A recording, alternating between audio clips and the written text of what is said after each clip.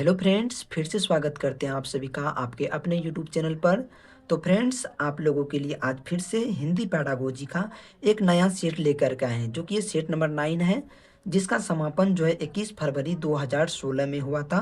तो चलिए बिना लेट किए हुए ये 2016 से में जो है हिंदी पैडागोजी का 15 नंबर का जो क्वेश्चन पूछा गया था उसको सॉल्व करने वाले हैं। तो चलिए बिना लेट किए हुए क्लास को स्टार्ट करते हैं। और दोस्तों, आप लोग हिंदी में ये 15 में कितना स्कोर कर पाते हैं वो आप लोग लास्ट में कमेंट करके ज़रूर बताइएगा, क्योंकि आप यहाँ पर जितना स्कोर करिएगा वहाँ पर आपका उतना ही स्कोर आने वाला है, यानी कि पेपर से पहले का पेपर है।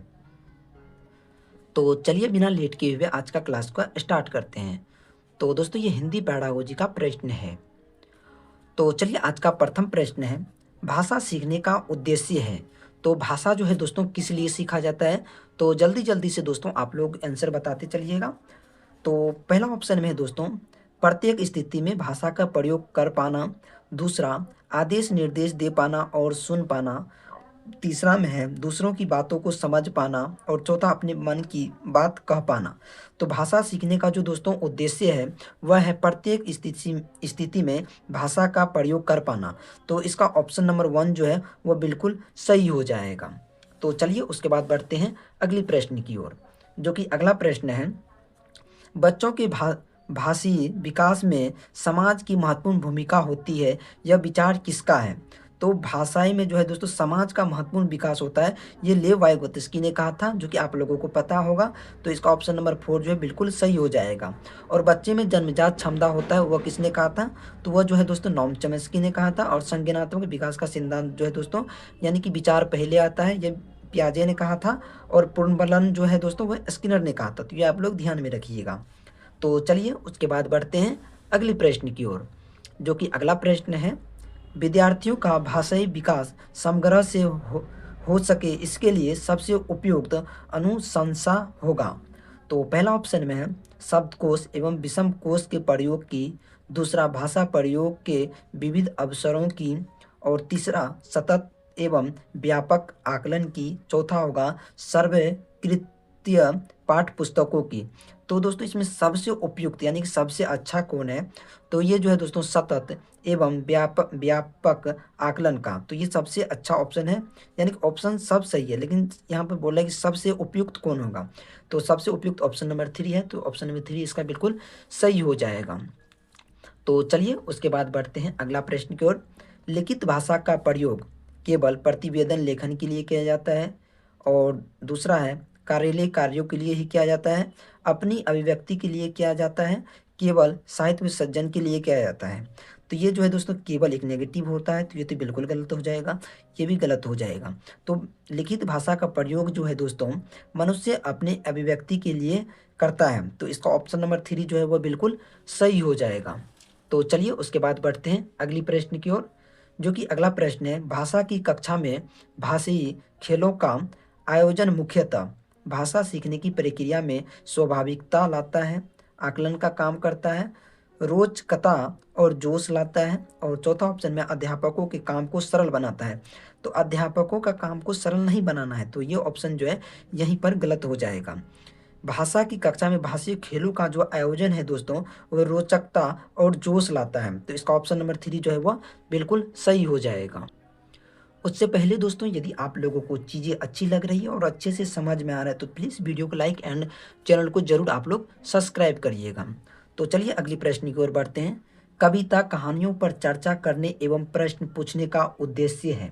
तो पहला ऑप्शन में भाषा की विभिन्न छटाओं का अनुभव करना। दूसरा, कल्पनाशीलता का पोषण करना मात्र है। और तीसरा, भाषा सीखने का आकलन करना मात्र है। और चौथा, साहित्य के प्रति बच्चों की रुचि जागृत करना है। तो ये जो है दोस्तों चर्चा करने में प्रश्न पूछने का जो उद्देश्य है वह है कल्पनाशीलता का पोषण करना एक मात्र है। तो इसका ऑप्शन नंबर 2 जो है वो बिल्कुल सही हो जाएगा। तो चलिए उसके बाद बढ़ते हैं अगली प्रश्न की ओर। भाषा का अस्तित्व एवं विकास डैश के बाहर नहीं हो सकता है। परिवार, साहित्य, समाज और विद्यालय। तो भाषा का अस्तित्व जो है दोस्तों वह समाज से बाहर नहीं हो सकता है। तो इसका ऑप्शन नंबर 3 बिल्कुल सही हो जाएगा। तो चलिए उसके बाद अगली प्रश्न की ओर बढ़ते हैं, जो कि अगला प्रश्न है, किसी समावेशी कक्षा में कौन सा कथन भाषा शिक्षण के सिद्धांतों के अनुकूल है?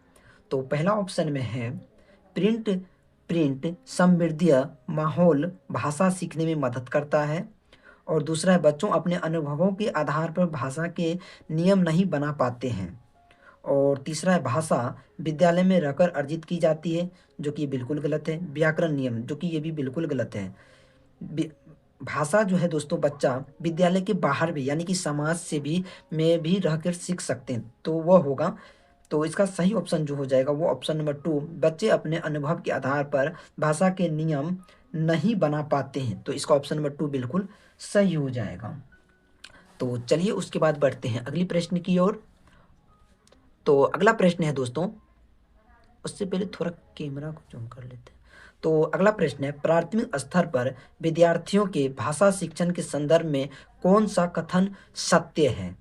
तो पहला ऑप्शन में है, सतत रूप से की जाने वाले टिप्पणियां एवं अनवरन अभ्यास भाषा सीखने में रुचि उत्पन्न करता है, जो कि अभ्यास जो है दोस्तों भाषा सीखने में रुचि उत्पन्न नहीं करता है, तो ये जो है बिल्कुल गलत हो जाएगा। तो दूसरा है, बच्चे समवृद्धीय भाषिक परिवेश में सहज रूप से स्वतः भाषा में सुधार कर सकते हैं, जो कि ये थोड़ा ठीक है। तो अगला ऑप्शन देखते हैं। अगला ऑप्शन में, बच्चों की भाषाई संकल्पनाओं और विद्यालय के भाषा परिवेश में विरोधाभासी भाषा सीखने में मदद करता है, तो ये तो बिल्कुल गलत है।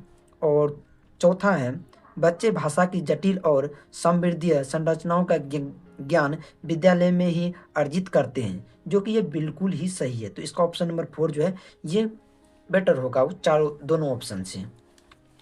तो चलिए उसके बाद बढ़ते हैं अगली प्रश्न की ओर। प्राथमिक स्तर की कक्षा में भिन्न भिन्न प्रांतों के अलग अलग भाषा बोलने वाले बच्चों का नामांकन हुआ है। ऐसे स्थिति में भाषा की कक्षा बच्चों के भाषी विकास के संदर्भ में, तो पहला ऑप्शन में जटिल चुनौती के रूप में सामने आता है, अवरोध ही प्रस्तुत करता है, बहुत बड़ी समस्या बन जाता है, अनमोल संसाधन के रूप में कार्य करता है। जी दोस्तों, अनमोल संसाधन के रूप में ये बच्चों के लिए काम करता है, तो इसका ऑप्शन नंबर 4 जो है वो बिल्कुल ही सही हो जाएगा। चलिएगा दोस्तों उसके बाद बढ़ते हैं अगली प्रश्न की ओर। पहली कक्षा की भाषा अध्यापिका अपने एक विद्यार्थियों के भाषाई विकास के संबंध में चिंतित है, क्योंकि विद्यालय पठन पाठन में रुचि प्रदर्शित नहीं करता है। और दूसरा है, विद्यालय को घर पर विद्यार्थियों को घर पर बात करने के बहुत कम अवसर मिलते हैं। और तीसरा है, विद्यार्थियों के माता और पिता की मातृभाषा अलग है। और चौथा है, विद्यार्थी अपने साथियों से बहुत झगड़ते हैं, जो कि ये तो बिल्कुल गलत हो जाएगा। यहाँ पर जो है दोस्तों, विद्यार्थी के भाषाई विकास के संदर्भ में वो चिंतित है, क्योंकि दोस्तों वो विद्यार्थी जो है पठन पाठन में रुचि प्रदर्शित नहीं करता है। तो इसका ऑप्शन नंबर 1 जो है वो बिल्कुल सही हो जाएगा। तो चलिए उसके बाद बढ़ते हैं अगली प्रश्न की ओर। बच्चों के बोलना सीखने के संदर्भ में कौन सा कथन सत्य है? तो पहला ऑप्शन में, सभी बच्चों की बोलना सीखने की गति एक समान होती है। नहीं दोस्तों, एक समान नहीं होते हैं, तो ये बिल्कुल गलत हो जाएगा। बड़े परिवार के बच्चों की बोलना गति सीखने की गति तेज होती है, जो कि ये भी बिल्कुल गलत हो जाएगा। और तीसरा है, निवर्धन परिवार निधर्धन निधर्धन परिवार में आए बच्चों की बोलने सीखने की गति धीमी होती है, यानी कि गरीब परिवार इसका कहने का मतलब है, तो ये भी बिल्कुल गलत हो जाएगा।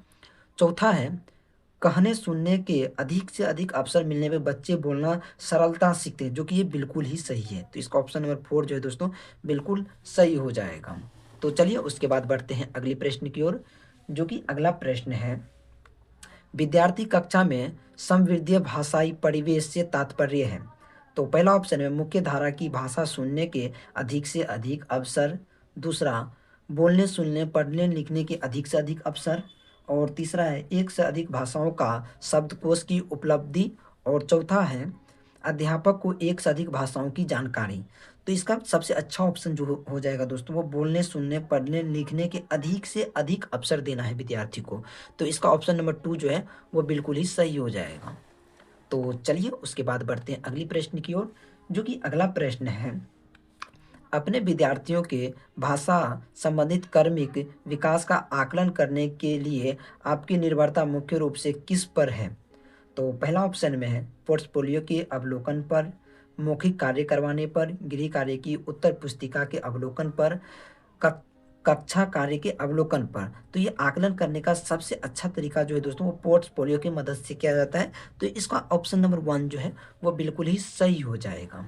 तो चलिए उसके बाद बढ़ते हैं अगली प्रश्न, और आज का ये हिंदी पैडागोजी का लास्ट प्रश्न है। इससे पहले दोस्तों आप लोगों ने 15 में खुद से कितना सॉल्व किया है, 15 में 14, 15 में 13, वो आप लोग कमेंट करके ज़रूर बताइएगा।